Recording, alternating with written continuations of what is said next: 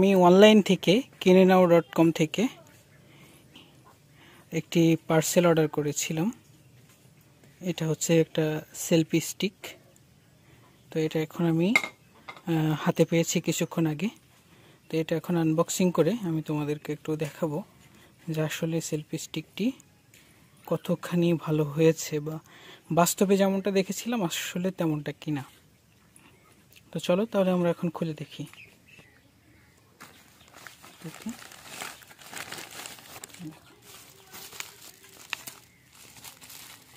এরকম সুন্দর করে প্যাকেট করা ছিল এবং দেখো একটু Q07 পণ্যের কোডটা, এবং বাস্তবে দেখো আসলে এর চিত্রটা আসলে কতখানি সুন্দর দেখা যাচ্ছে। এই যে দেখো বাস্তবে এটার কিন্তু খুবই ভাব দেখা যাচ্ছে এবং অনলাইনে খুব গর্জিয়াস বিজ্ঞাপন দেখা যায় এটা। তো এখন একটু আমরা আসলেই একটু খুলে দেখি যে আসলে বিষয়টার কাজের সাথে কতটুকু মিল।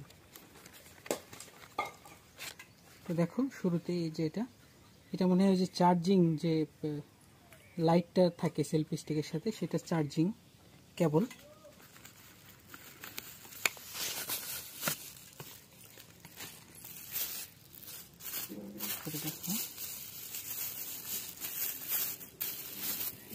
এই যে এই স্টিকটা বাস্তবতার সাথে এটার কোনো রকম কোনো মিল নেই। দেখো বাস্তবতার সাথে কোনো মিল নেই। বাস্তবে এখানে যখন অনলাইনে আমি পণ্যটি অর্ডার করেছিলাম তখন এটা এখানে একটা এই যে এই জায়গাটা একটা মানে সুন্দর একটা কালার কিন্তু দেখা যাচ্ছিল। দেখো বাস্তবে কিন্তু আসলে সেরকম না। তো এখন এর লম্বাটা একটু দেখবো বাস্তবে আসলে কতখানি সেটা একটু দেখতে চাই। দেখো একেবারে লো কোয়ালিটির সেলফি স্টিক। দেখো এই যে স্টিকটা এটা হচ্ছে তারা যেটা বলছি। দেখো এটা কিন্তু হালকা, কিন্তু বাস্তবে যেটা দেখা গেছে সেটা কিন্তু তারা বলেছিল এটাকে এরকম করা যাবে, সেটা যাচ্ছে। এখন একটু লাইটটা অন করে দেখি যে আসলে লাইটটা জ্বলে কিনা বা কাজ করে কিনা। দেখো লাইট কিন্তু জ্বলছে না। এই যে দেখো আমি লাইটটা অন করতেছি, লাইটটা কিন্তু জ্বলতেছে না, অথচ লাইট কিন্তু জ্বলার কথা ছিল। হ্যাঁ এই যে দেখো এই যে এরপরে এখানে এটা হচ্ছে উঁচু নিচু করার জন্য এখান দিয়ে টাইট দিতে হয়। এই যে এরপরে আমি যদি একটু তোমাদেরকে রিমোটটা দেখি, যে রিমোটটার কথা ধরে বলেছি, এই যে দেখো রিমোটটা একটু দেখো। রিমোটটা কিন্তু এখনো পর্যন্ত আমি ফোনের সাথে কানেক্ট করিনি। হ্যাঁ তবে বাস্তবে যে রিমোটটা আমি এখন দেখতে পাচ্ছি আসলে কিন্তু অনলাইনে তারা যখন বিজ্ঞাপন দিয়েছিল তখন রিমোটটা কিন্তু অনেকটা গর্জিয়াস ছিল। এখানে একটা অন্যরকম একটা ঝলকানি আমি দেখেছিলাম যেটা বাস্তবে আসলে দেখতে পাচ্ছি না, কারণ যেহেতু লাইটটা জ্বলতেছে না সেহেতু দেখো এখানে কিন্তু এই লাইটটা জ্বলার কথা, কিন্তু এই লাইটটা এই যে আমি চেপে ধরেছি। হ্যাঁ এবং এটার অনলাইন প্রাইসটা যে প্রাইসটা ছিল সেই প্রাইসটা কিন্তু 590 টাকার 1 টাকাও কম নেয়নি আমার থেকে। 590 টাকা প্রাইসটা নিয়েছে। গর্জিয়াস বিজ্ঞাপন দিয়ে 590 টাকায় এই পণ্যটা।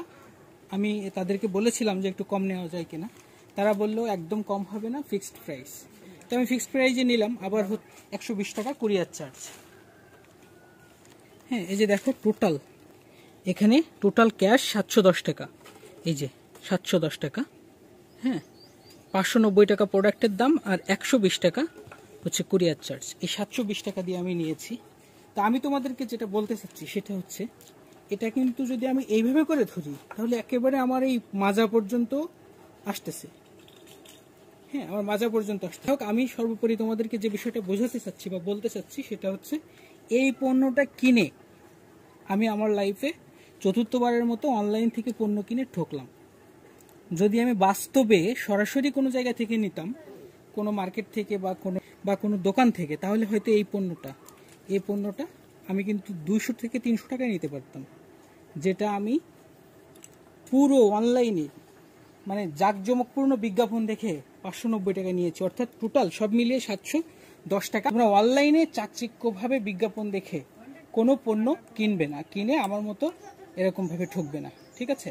এবং এটা লাইটটা কিন্তু জ্বলতেছে না, আর লাইটটা যদি জ্বলতো তাহলে আমার এখন মনে হচ্ছে এখানে কিন্তু খুব বেশি আলো এটা দিত না, যেটা দিয়ে অন্ধকারে ভিডিও করা যাবে, এই করা যাবে, সেই করা যাবে। তারা যে বিজ্ঞাপনগুলো দিচ্ছে স্টিলটা, এটাও কিন্তু 2 দিন পরে জং চলে আসবে। যাই হোক, আমি আমার অভিজ্ঞতাটা আমি তোমাদেরকে শেয়ার করে দিলাম, যাতে তোমরা কেউ আমার মতো এইভাবে অনলাইন থেকে পণ্য কিনে না ঠকো।